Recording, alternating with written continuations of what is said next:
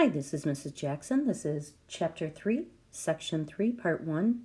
In this entire section, we're going to be working with division of polynomials, and there are some theorems that we are going to derive, the remainder theorem and the factor theorem. In order to build on that work, it's important to just very quickly review the vocabulary associated with division.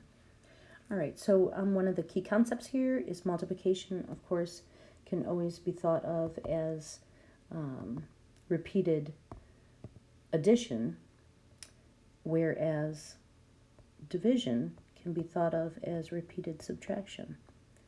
And when we do the division or repeated subtraction, we're trying to create equal groups. That's really our goal when we divide.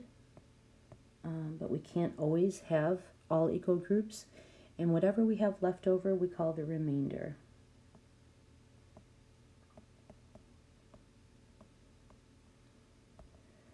We can think of division or look at division in three different ways. The first way would be the horizontal way. So I could say, for example, 6 divided by 2 equals 3.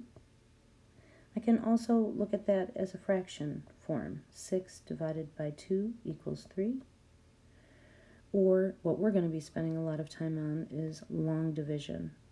We put the 6 underneath this division symbol here, and divided by 2 out here, and the result is 3. So the key vocabulary here is the 6. I'll try to make a little bubble here. The 6, that 6 is called the dividend. And the 2, what's actually doing the division, is called the divisor.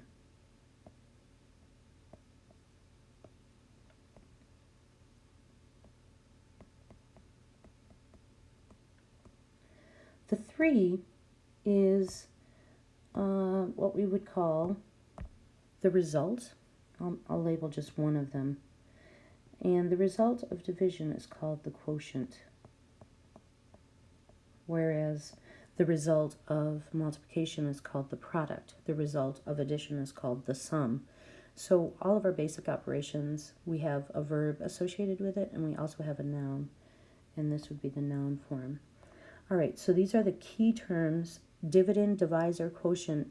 I'm going to be using them throughout this section, so it's important to know exactly what we're talking about here.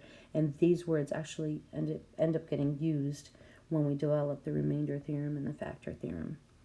All right, I hope this helps. Thanks for listening.